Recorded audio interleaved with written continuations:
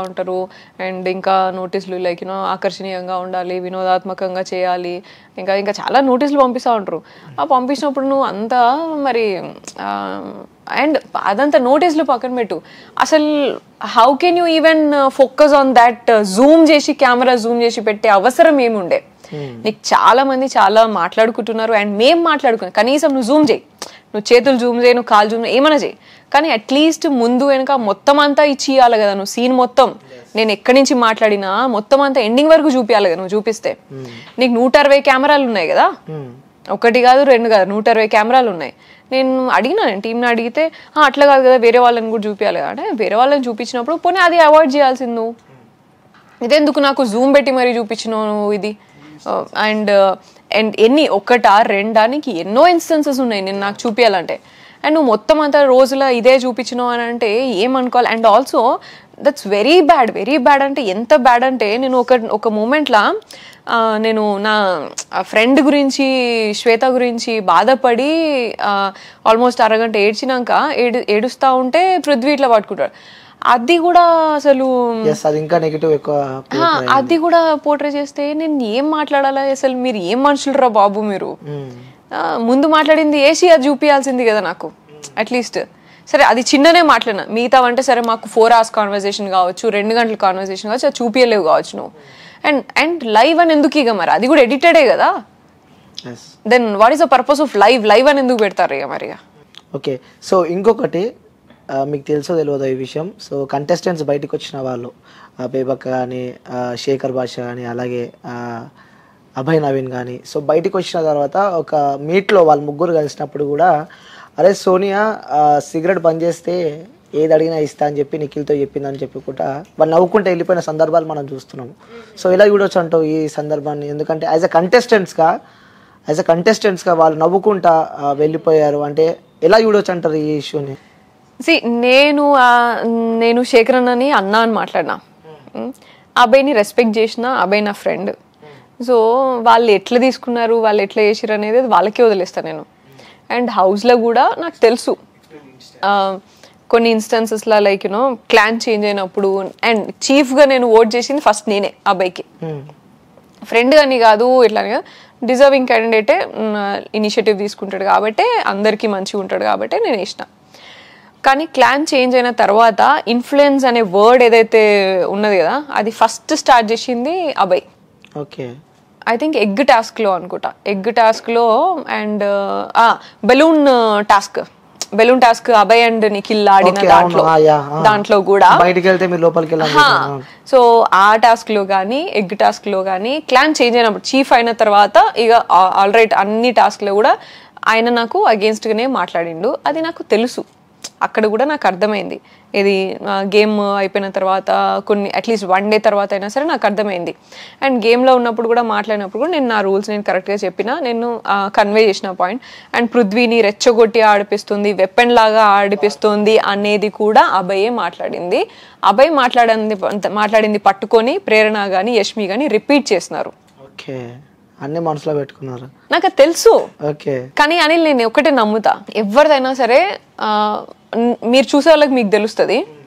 And ఏదో ఒక రోజు వాళ్ళకి కూడా ఒక కన్సర్న్స్ ఉంటుంది కదా, అది ఈ వీక్ నువ్వు ఆ క్లాన్లు ఉన్నావు కాబట్టి నువ్వు నన్ను ఇట్లా మాట్లాడను, రేపటి నాడు గేమ్ ఈజ్ గేమ్. ఇప్పుడు ఫిజికల్ టాస్క్ గురించి తీసుకొచ్చి నేను ఎమోషనల్ దాంట్లో నేను పెట్టా, నేను నిన్ను నమ్మినా, నా ఫ్రెండ్ అని నమ్మినా, నేను ఫ్రెండ్లీగానే అది నా ఫ్రెండ్లీ జర్నీ ఫ్రెండ్లీగానే నడుస్తుంది. గేమ్ టాస్క్ వచ్చినప్పుడు నువ్వు నా క్లాన్లకు రావా, నేను నీ క్లాన్లకు పోనా, ఆ రోజు తెలియదా? మరి ఎంత టైం పడుతుంది మనకి? ఇంకా జస్ట్ ఒక 3-4 రోజులు అయితే క్లాన్ చేంజ్ అవుతాం, వీక్ గంతే కదా, అప్పుడు చూసుకోవచ్చులే ఏమున్నది. అండ్ అప్పుడు చూసేటోళ్ళకి అర్థం కాదా, చేసేటోళ్ళకి అర్థం కాదా? That was my intention. నేను ఎప్పుడు కూడా కన్ఫరెన్స్ చేయాలి, ఇట్లెందుకన్నో అట్లెందుకన్నో నేను. అండ్ నో వైలెన్స్ అని అన్నావు, నువ్వే వైలెన్స్ అంటే లైక్ ఫిజికల్ అయినో వైలెన్స్ అయినావు అని మాట్లాడి, నువ్వు అప్పుడు మాట్లాడితే ఒకటి ఇప్పుడు మాట్లాడితే ఒకటి అని అన్నావు. అండ్ ఇంకొక విషయం, ముందు గేమ్లో నో ఫిజికల్ అన్నారు, నో వైలెన్స్ అన్నారు, ఇప్పుడు మీరే ఫిజికల్ అయినరు అండ్ ఎన్జిఓ ఆమెనే ఫిజికల్ అయింది, వైలెన్స్ అన్నది ఇట్లా అని చెప్పేసి కూడా మాట్లాడారు. అరే బిగ్ బాస్ రూల్స్నే రాసి పంపించిండు, సామధాన భేద దండోపాయాలతో మీరు కాపాడుకోండి అని చెప్పేసి. నేనెవరు ఇక్కడ? అగేన్స్ట్ పోవడానికి. అండ్ నా ఇండివిజువల్ లెవెల్లో నేను ఎంతవరకు నేను లిమిట్ దాటొద్దు అనేది చూసుకొని నేను ప్రొటెక్షన్కి కూర్చున్నా. దాని తర్వాత సంచాలకు నన్ను కూడా అట్లా కుదరదమ్మా అంటే నేను ఫిజికల్ అయినప్పుడు కూడా నేను బ్యాలెన్స్ చేసిన. నేను ఎక్కడైనా మీరు గమనిస్తే గేమ్ మొత్తం చూస్తే ఇట్లా మస్తు ఇక వీళ్ళందరూ అయితే అసలు కొట్టి పడేసుకుంటూ పోయినట్టు పోయేటోళ్ళు.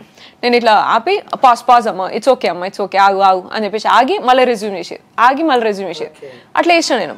So that was me. నువ్వు ఎంత అండ్ పృథ్వీని రెచ్చగొట్టినావు అని చెప్పేసి కూడా మాట్లాడాను. అప్పుడు కూడా నేను కాదు, అది టీం పరంగా మాట్లాడిండు, నేను రెచ్చగొట్టేది ఏం లేదు దాంట్లో అని చెప్పేసి మాట్లాడు. సో ఇవన్నీ ఏ నుంచి వచ్చినా అంతా నాకు తెలిసినా కూడా నేను పర్సనల్ గా మనసులో పెట్టుకొని నేను నా రిలేషన్షిప్ ని నేను స్పాయిల్ చేయ. నేను ఆ టాస్క్ గురించి నేను రిలేషన్షిప్ ని స్పాయిల్ చేయ. టాస్క్ లో నీ రూల్ మంచి లేదా, నా రూల్ మంచి లేదా, మాట్లాడమా అయిపోయింది ఆడితోని. ఇంట్లోకి వచ్చినాక ఇంట్లోనే ఉండాలి కదా. ఎస్. అబ్బాయి నవ్విండంటే అబ్బాయికి గుర్తుందో లేదో నాకైతే తెలియదు. అండ్ శేఖర్ అన్న బేబక్ అయితే వాళ్ళు లేరు కాబట్టి కాన్వర్సేషన్లో నాకు కాదు. అండ్ అప్పుడు ఏమైందంటే యాక్చువల్లీ ముందు వెనకాల అది కూడా మళ్ళా ముందు వెనక కట్ చేసిన బిట్టే ఇది కూడా మీకు వచ్చింది. ముందు జనరల్గా నేను పృథ్వీ వాటర్ అయినా ఏదైనా పృథ్వీ ఏమైనా అడిగితే వెంటనే పోయి నేను తీసుకొస్తా. నిఖిల్ని నేను అడుగుతా, నిఖిల్ చాయ్ మంచిగా చేస్తాడు కాబట్టి చాయ్ పెట్టుకురా, కొంచెం వాటర్ తీసుకురా ఆయన, వాడు అందరికీ వేస్తాడు కదా అని వాడిని నేను అడుగుతా.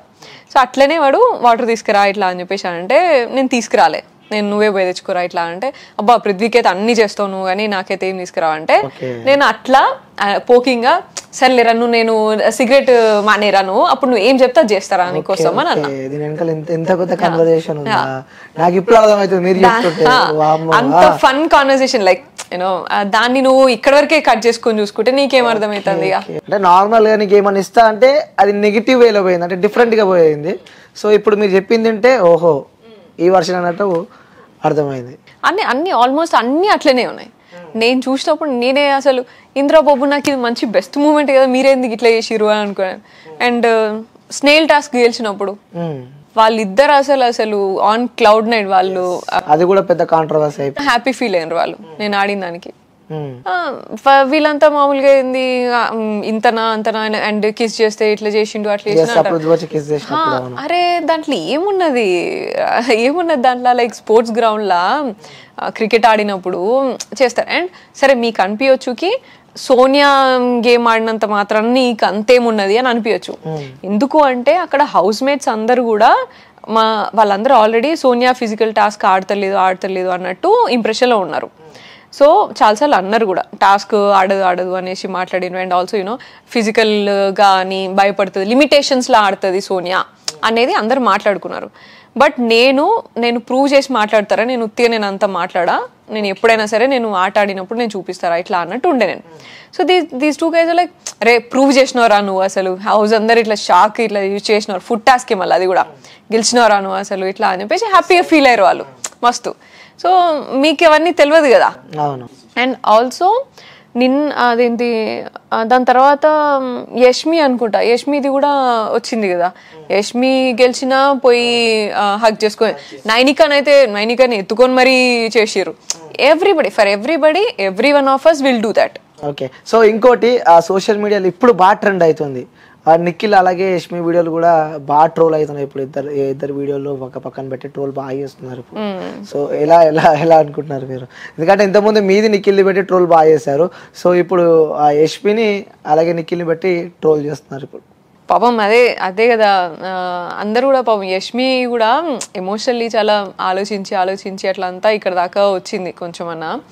అండ్ జనాలు అర్థం చేసుకోవాలి అది. That's a show and they are in a different atmosphere. గేమ్ని గేమ్ లాగా చూడాలి, షోని షో లాగా చూడాలి. గంత పర్సనల్ చేసి గంత ట్రాల్ చేస్తే ఏమొస్తుంది, మీకేమొస్తుంది? వాళ్ళ కెరియర్ ఆలోచిస్తారా, వాళ్ళ ఫ్యామిలీస్ ఎంత ప్రెషర్లో ఉంటాయి అవన్నీ ఆలోచించుకోవాలి కదా వీళ్ళు కూడా. లక్కీగా నేనైతే నా ఫ్యామిలీ బెస్ట్ ఉన్నా కాబట్టి నాకు యష్ అయినా సరే, నాకు యష్ వాళ్ళ ఫ్యామిలీ అయినా నా ఫ్యామిలీ అయినా స్ట్రాంగ్ కాబట్టి. అండ్ దే నో మీ. నేను చిన్నప్పటి నుంచి నేను అప్ ఫ్రంట్ నేను ఏం చేసినా అన్ని షేర్ చేసుకుంటా ఇంట్లో. నేను తప్పు చేసినా షేర్ చేస్తా, రైట్ చేసినా షేర్ చేసుకుంటా. ఫస్టే పోయి నేను అన్నీ చెప్తాను. ఎందుకంటే బయట వాళ్ళ కంటే ముందు నేను ఏది ఉన్నా సరే నేను షేర్ చేసుకునే ఇట్లుంటా. సో దే నో మీ 100%. నాకు అందుకే నేను ధైర్యంగా ఉన్నా, నేను దేనికైనా కరెక్ట్గా ఉంటా. సో వాళ్ళకి అట్లా పాపం ఎట్లుంటుందో అని ఆలోచించుకోవాలి జనాలు కూడా. గంత ఏదో అర్థం కాదు నాకు ఇక.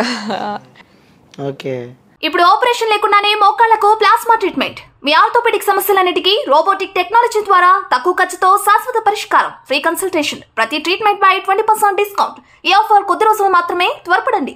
V9 hospitals 9281465842.